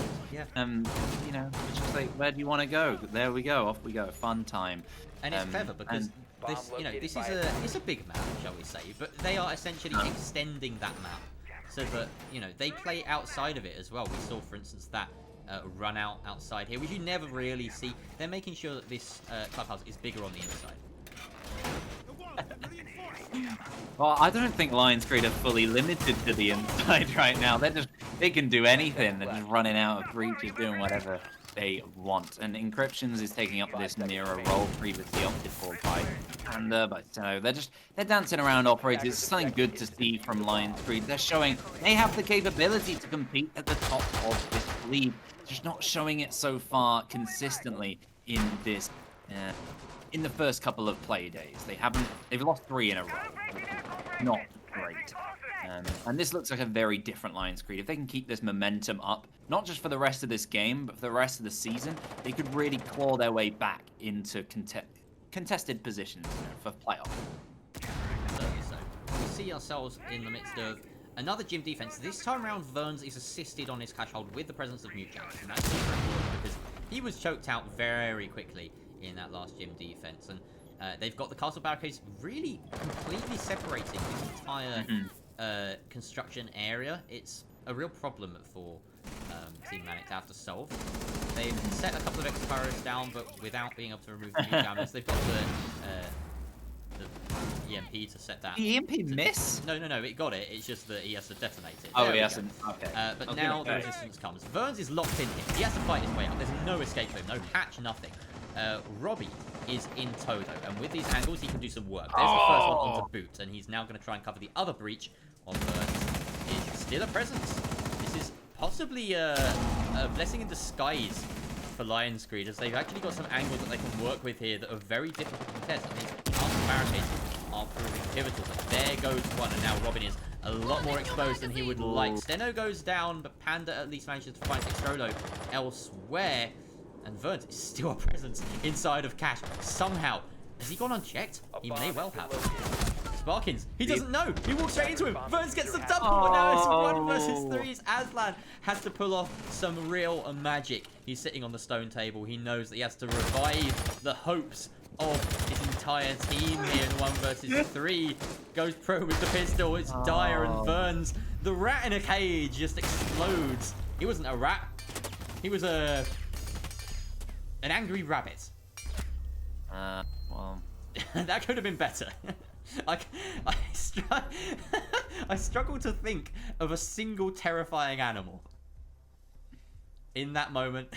I don't know. A rabbit was the best scary. I could come up with. Yeah, I don't know. Maybe Two Doors' fabled magical rabbit that comes out of the hat. Yeah. I don't know. He likes talking about that. LionsCreed, though, they're in a pretty fantastic position. 5-1 up here against Team Manic. Switching on to the attack, you don't expect them to slow down too much. They're bringing someone who, well, unless they 6-pick off, might give them a bit of electricity. It's that Lion. It looks like the Jackal will be brought alongside with that 6-pick, shutting down any potential roamers and really just collapsing onto the site here as Manic, not necessarily the team I anticipate to overcomplicate things. I think at this point in the game, you've got to keep it simple. Just don't overcomplicate it. Just bring it close. Keep it to the simple points. When things aren't going right, you don't want to overcomplicate. I just said that like 5 times, but it's that important that you do it. It's so simple that it just needs repeating. All right. Yeah, exactly. I'm very intrigued by the lineup here from Manic. They've got a lot of electronic gadgetry, and when the Thatcher is an option and it is being brought by Panda on the side of LionsCreed, that's possibly it's problematic. They are not opting to deny this wall just yet, but I mean it's going to be a free wall as soon as there's anything put down on it. You've got to imagine that Aslan's trying to bandit trick it, but that's I suppose the best way to do it, because you don't have to worry about the Maverick. And as long as you time your trickery right, then, you know, this was always an option. Before bans were even a thing, Thatcher was bested by a good bandit tricker. So we'll see how that sort of little minigame pans out. But He's already lost it. Attackers First breach have comes located through, and that is the power of the Selma charge. So quick, and you can toss them onto both walls at once. Does seem as though that's exactly what Encryption did. He managed to trick one side, but not the other. That's why I don't like mini games. They just generally suck, except for like the Mario 64 DS ones. Oh, You know, like where Luigi did poker or whatever. Yeah, Really good little games. it was worth fun. I miss PictoChat. Oh yeah. Yeah, pretty solid. There's a solid dose of nostalgia for you. PictoChat, Yeah. ladies and gentlemen. 1 minute gone in this round. No kills for the side of LionsCreed. And very little ingress. They have opened some holes and they're starting to burn some of these shields. Bit of utility as well with the EMPs coming out. Manic under some pressure. And they hold back. Textrolo and Instinct still strong inside a garage. I mean, it's a very simple sit inside the site, try and delay as much as possible. It's going to come down to these fights, and they've lost the first, well, 2 of the first 3 go in the favor of LionsCreed, and definitely not what Manic want, as we're only halfway through the round, and they've taken great control, striking back Giz Aslan with the MP7 on Panda. Aslan's going to hold firm in this 3 versus 3 while Boop brings his Echo Drone towards the site. He's got to rely on his teammates to hold firm. Sparkins as well, playing on red. He has the option of going below with this C4, and there will be intel on the plant. So there is certainly still a lot going for Team Manic on this hold, but the time is in the favor of LionsCreed right now. No real denying utility, just smoke canisters, and here we go. The push comes through. A missed opportunity for Sparkins there, as Encryptions is now able to start getting the plant down, but surely the first stun will come, and he's got a pixel to look at. I don't think that's connected. It didn't. The diffuser will go down successfully, but he does find at least a smidgen of hope there by taking down Encryptions in the post plant. Robbie, oh wow, Robbie finds a key frag. Steno as well on the bridge, and now it's almost impossible. Robbie with a second. LionsCreed just smashing this home. 6-1 the scoreline now, and an impressive post plant from Robbie in particular, but Booped is getting called out in chat there for a bit of a blunder, unfortunately, on his side. Blunders everywhere from Team Manic right at the end there. I mean, decent gunplay at moments, but when it comes to gunplay, if you're just going for a gunplay war in general, Roadbit will beat you on it. Absolutely lethal so far today. And I gotta say, Sparkins letting them just vault through the door, shooting the railing on red stairs. It's not what you need from the reliable player in that position who you expect to at least challenge that player, take some health off before that position, but it's very unfortunate. And the Echo as well on top of that, really poor. And it summarizes Manic today, just missing the mark by a little bit. But when you give LionsCreed an inch, they will take a mile, and that is how far ahead they are right now. Certainly are. 5 rounds, it represents a mile in Siege. There's no way that you can... I mean, it's just huge. That's such a big gap. And you can see as well, even from the operator selection on LionsCreed, Ferns deciding, you know what, I'm going to have some fun. Let's take the Nook, see what I can reap. And they're just having fun with it. They know that they're just the dominant side and that they're outclassing Team Manic here. And it's that case of, like, you know, which side, which version of LionsCreed shows up today. It's the good one. They are just running away with it. There's no two ways about it. Sparkins is on this mute, and it looks as though he's investing some of these jammers on the top floor. They're going to be denying the cache wall. And they're going in hard with this drone control, right? They want to make sure that Textrolo and Sparkins can roam effectively together. At the same time, on the flip side, Verns is going to be invisible to pretty much everyone on this push, because no one's going to be looking his way. He's going to solo push through strip and probably just go down main. And I always forget this. Is the Nook invisible to Vigil? When he's got his gadget, I don't remember. So Vigil, well, no, Vigil, he doesn't have any way of seeing people like through. He just looks at cams. Like, Verns doesn't actually turn invisible. He's just like invisible to drones, right? Yeah. Oh, I'm thinking. I just want to watch him for this. I don't remember. Well, Manic, they put a bit of fight up. They managed to get 2 kills right at the start of this round. LionsCreed rushing towards the site. They've got an open setup already that they're staring down. Positions known, though. Steno is supporting his man, Burns, who is kind of trapped in the corner there. They do have a lot of projectiles, though. They can start to burn this utility. Take the Banshees out. Just chuck that nade into church. Why not? See who it gets. It doesn't get anyone. They've actually been got themselves. Encryptions falls. Burns now a lot of responsibility on his shoulders. Steno behind. Him on the front, though, takes the first man, sparking down inside a moto, and a cheeky little angle using the shield against the defender, Text Rolo, and now he's back down. They clawed their way back into this one almost. They certainly have, and Steno is deciding, you know, I'm going to provide a little bit more presence through Dirt Tunnel as well. So this down but not out Textrolo is virtually useless to defenders now. Effectively a 3 versus 2 as Steno is now making his presence known. The fight comes through. He does actually manage to down and Steno finishes off Boot. How are they doing this? Instinct and Aslan now in a 2 versus 1 as they find the head of Verns. And now Steno is trying to get the diffuser down, but he falls off it. He knows that frags are more important. He's got plenty of time to work with. Doesn't necessarily know the position of everyone. Textrolo has been rezzed, so 1 versus 3 finds the player in blue. This is Steno we're talking about. Anything is possible. Now the last 2 players trapped inside of Church. It looks as though Instinct is trying to worm his way back through Textrolo rather into blue. Instinct and Textrolo, they're just biding their time. Wow, this is a classic Steno situation.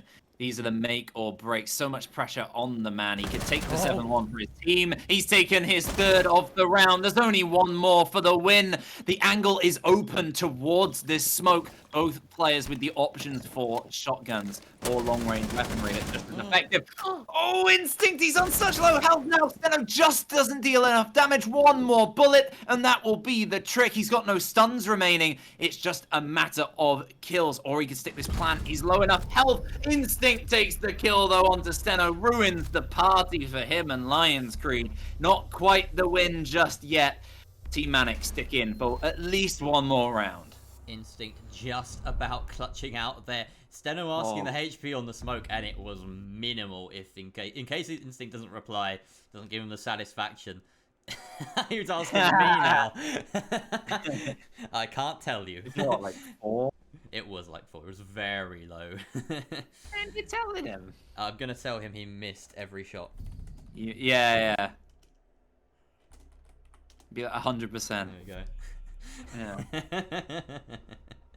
Oh, I'm evil. Alright, well. He deserves it. Yeah, didn't earlier in the round. No, that's true. Steno was hitting his shots, to give him credit. That was a very, very close one. Yeah, okay, it was like 4. Alright, so, yeah, we're back in 6-2. Manic have hope, but that was a very, very silly round. Wouldn't you agree, that? It was a little bit. LionsCreed went for something quite aggressive. They got a bit more of a standard lineup here, which they will definitely need for a gym attack. It can be a really tough place to bully your way through. We saw Manic struggle in various ways. They won it out. The 1 win on their attack was here, but the second time around, struggling with that kill box with Burns inside, that terrifying rabbit sitting inside of there. What will Manic offer up here? We're not bringing that mirror that was such a focal point between Manic defenses across site. LionsCreed defenses across site.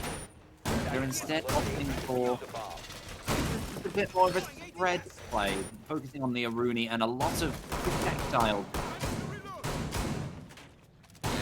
Catching utility here, including that Aruni. I don't know where Boots is going to invest those final Surrey gates. You expect one to be on this door. It's a very important choke point, all things considered. But I don't think it will matter in the grand scheme of this round, because it looks as though the way LionsCreed are spawned, they are putting all of their efforts towards a Jacuzzi push. And with Thatcher on board, that's certainly a good option. You can disable a lot of the utility that holds you at bay. Manic have opted not to bring a mirror. They've just got a deployable camera there, bulletproof camera, looking towards the breach directly. If LionsCreed can pick apart some of this utility, then, well, Manic, they're going to have to be quick to read into it. It looks like they have. They've evacuated the cache, and they're just stacking up on site. So this could be a very explosive round, a very quick one, potentially. EMP incoming. LionsCreed just putting that little bit of intel, making sure the positions are right before they go for this decisive move. Here comes the E1D and the breach, and Panda moves straight on in, takes down the first man. Sparkins takes control of the site. Another kill for Panda as Encryption picks up 1. Triple for Panda now. He's not done. He's going looking for that final kill, and it is Boot. Where is he, though? Not quite sure. He's down at the bottom of main stairs. And the E1Ds are just going to punish him. A flawless round. LionsCreed take the win. It was momentarily in doubt, but just the moment from the last round. Overall, very convincing from them. They take all 3 points today. what a disgusting execute through Jacuzzi right there from LionsCreed. So rapid. And I mean, I said there wasn't a mirror. You can see how much that impacted the round there. They had every opportunity to bring the mirror, and such a strong choice on that site that I'm surprised they didn't, quite honestly. It really bit them back. Robbie with 14 kills on the day. 14 of 4. What a showing from the man. It's fantastic. And if you couldn't quite remember him, you certainly will after that game. Fantastic showing from LionsCreed. Really just seeming more like the LionsCreed of last season. Looking good. They got themselves some points on the board. That's 5 for them this season, which moves them up a tiny little bit. I believe that, yes, it moves them above Team Manic as well. So in that direct battle, they don't have to worry about that automatic relegation spot anymore, thanks to Plain Ducks dropping out. But they do have to worry about the second one, though, because there's still one relegation spot, right? Yeah, there is one. That one relies on losing a best of 3 against the second place contenders side. But, I mean, as we saw last season, contenders teams are no slouches, right? Like, if you end the season in 9th, the likelihood is you're probably going to lose to some of the best contenders sides because they can be good. And there are some very strong contenders sides this season, as there were last season. Yeah, contenders is just crazy. It's a real shame that we haven't seen too much of it necessarily this season so far. I've been very excited. I just really want to cast a lot of these teams, and I'm very excited in the coming play days.